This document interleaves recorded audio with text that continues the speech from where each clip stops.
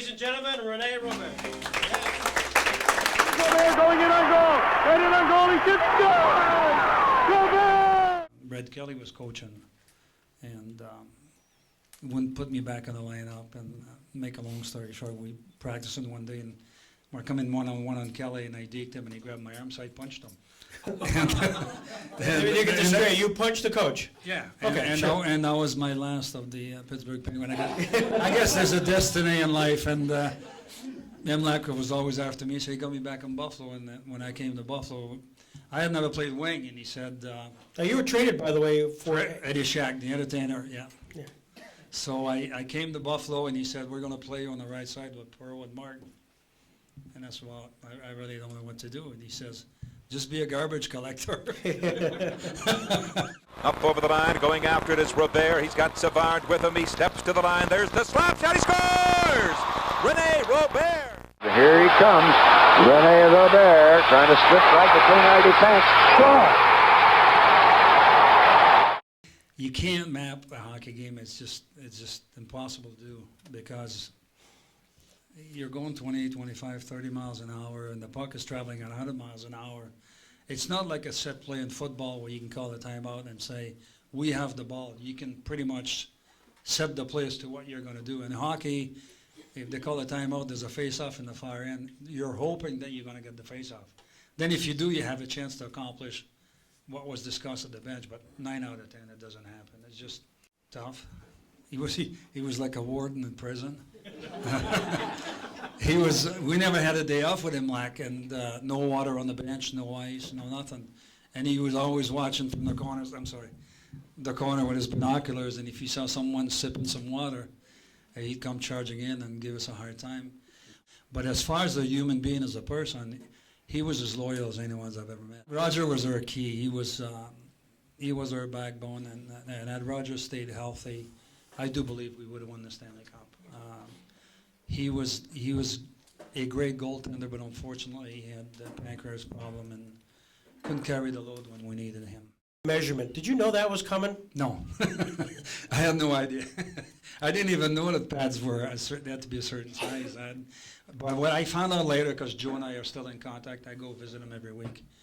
He told me that the morning skate, he happened to sneak into the Montreal Canadian rooms and measured the pad. So that was his ace in the hole. He waited for the right opportunity to call him on it, and that paid off.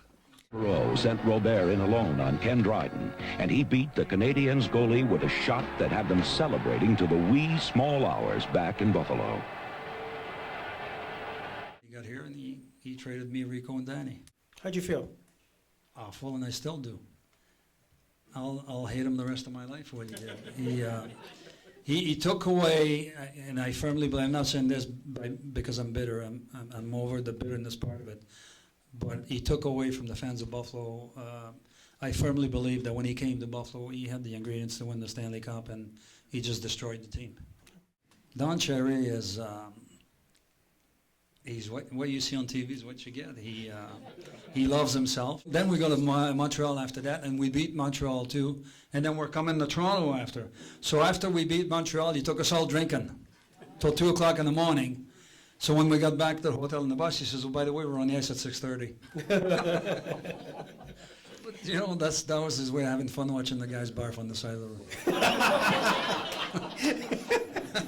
And I'm going to throw some names out. Give me your best story about these guys, okay? I have Alzheimer. We'll start with Don Luce. And we called him the Blade because his blade was probably 5 inches high.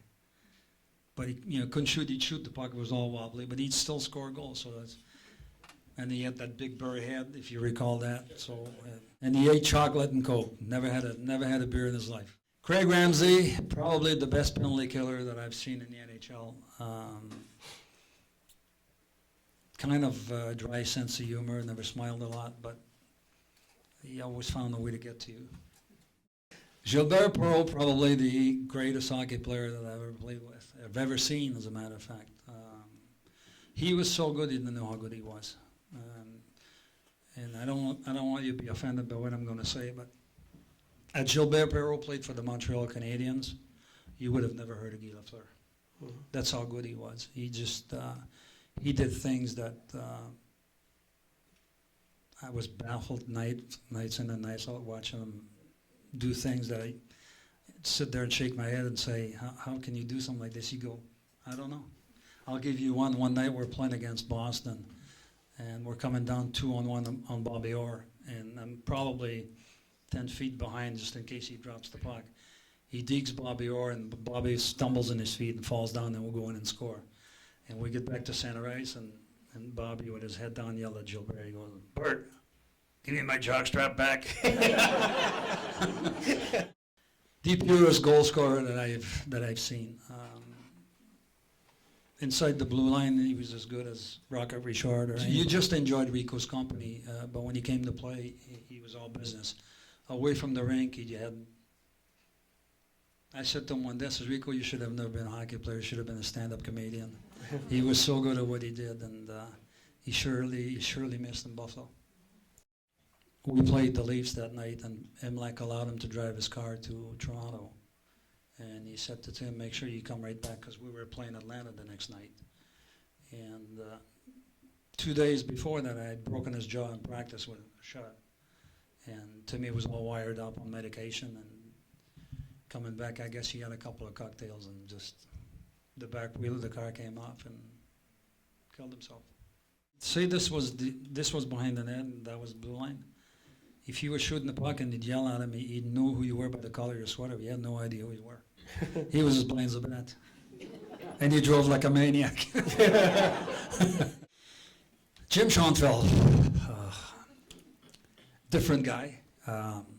Good team man, worked hard all the time, came to Buffalo with very little talent, terrible skater, but persevered to skating drills and power skating, and that made himself a half-decent hockey player. Danny's different. Danny's a very good friend of mine. We spent a lot of time together. Danny was like Rico. He was a goal scorer. He couldn't carry the puck from here to the wall, but you give him the puck and you could shoot him. What would you say about Rene Robert? Don't take him on your team. Oh, what can you say about him? I loved the game. From the time I was 5 years old, I grew up in a family of 11 kids. My dream was to be a hockey player. And you can dream as much as you want. You got to be lucky, you got to be good, and a lot of things have to go your way in order to make it. And I was fortunate, lucky enough that I made it.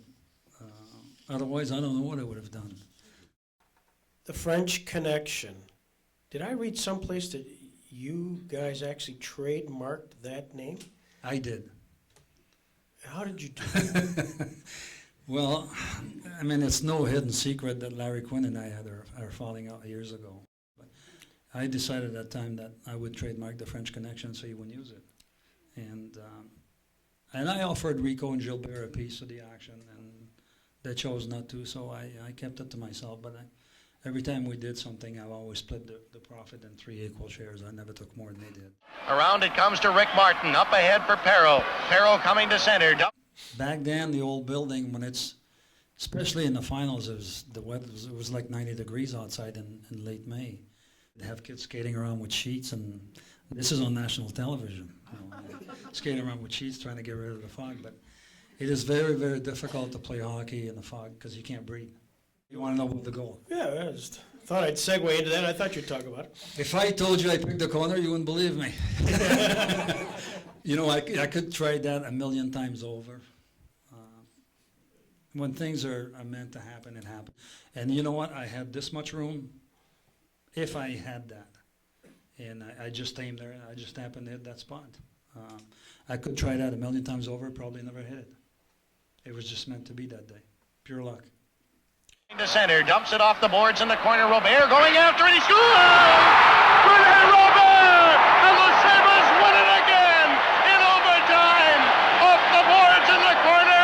Robert pounded it between the legs of Bernie Perrot. And the Buffalo Sabres are right back in the Stanley Cup final. Ladies and gentlemen, Rene Robert. This is outstanding. Thank you so much. Thank you.